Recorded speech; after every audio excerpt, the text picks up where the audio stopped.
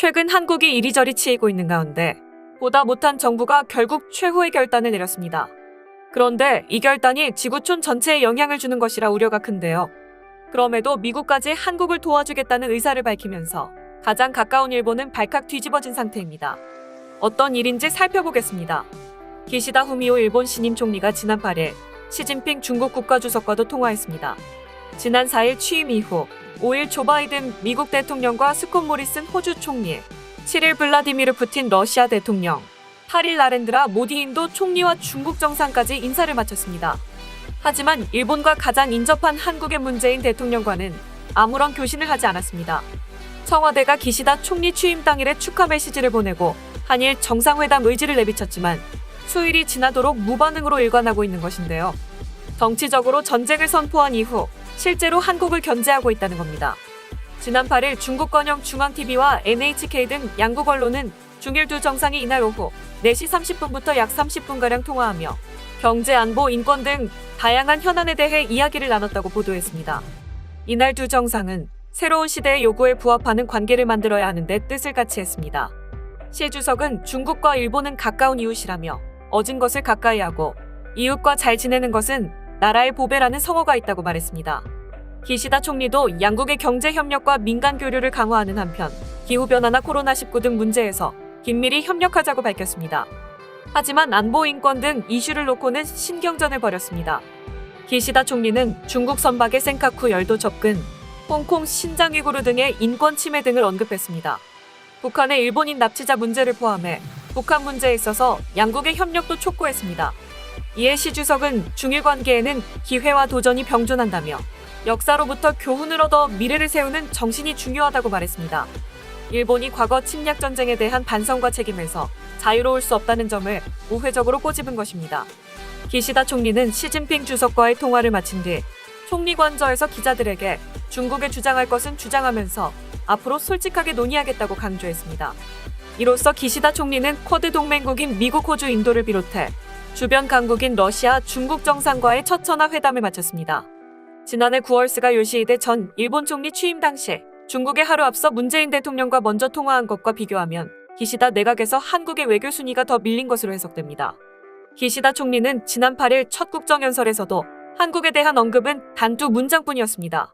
기시다는 한국은 중요한 이웃 나라라며 건전한 관계로 되돌리기 위해 한국 측의 적절한 대응을 강하게 요구하겠다는 기존 입장만 되풀이했습니다. 한국과의 관계 회복에는 큰 관심이 없어 보였습니다. 오히려 북한과의 대화에는 진정성을 보였습니다. 기시다 총리의 한국 무시하기 전략이 선을 넘자 오히려 미국에서 한국을 지지하는 발언을 하여 화제입니다. 한국이 새로운 지정학적 상황에 맞춰 독자적 핵무장을 할 수도 있으며 미국이 이를 지지해야 한다는 주장이 미국에서 제기되기 시작했습니다. 다트머스대 국제학센터의 제니퍼 린드 교수와 베릴 프레스 교수는 워싱턴 포스트에 한국이 핵무기를 만들어야 하나란 제목의 글을 기고했습니다. 중국의 부상과 북핵의 고도화, 그리고 일본의 정치적 압박이 한미 동맹이 약화되고 있는 상황에서 한국의 독자 핵무장이 해결책일 수 있다는 내용입니다. 한국의 핵무장론은 미국에서는 깊이 고려하지 않는 소수 의견에 속합니다.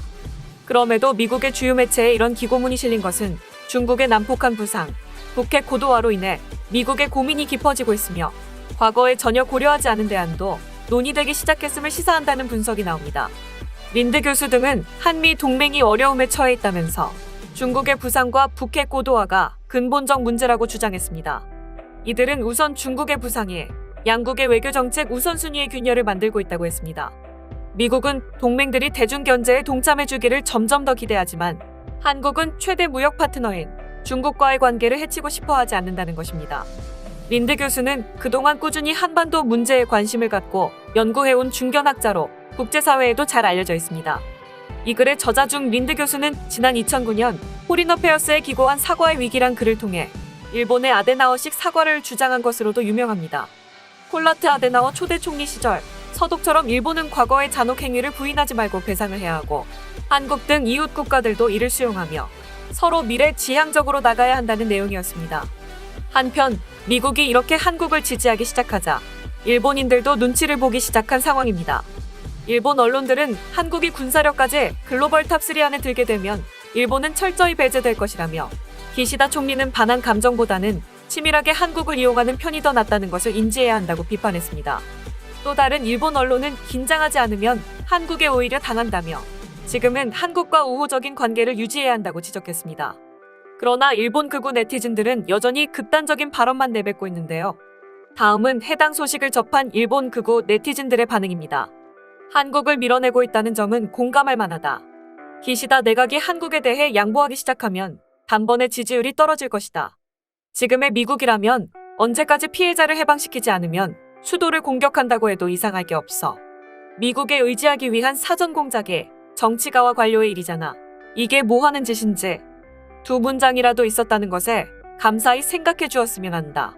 그것보다 약속이나 지켜줬으면 좋겠는데 한국인들 뭐하러 언급해주지? 한국은 국가 간 합의를 이행하지 않았으니 말이다. 파기하지도 않고 이행하지도 않고 질질 끈다. 그런 나라와 함께 가는 길은 없다. 일본 내각 총리 대신이 조약이나 정부 간 합의를 자기 사정으로 파기하는 나라에 대해 중요한 이웃나라라고 공식 석상에서 말하고 있으니 조금은 감사해야 할 것이다.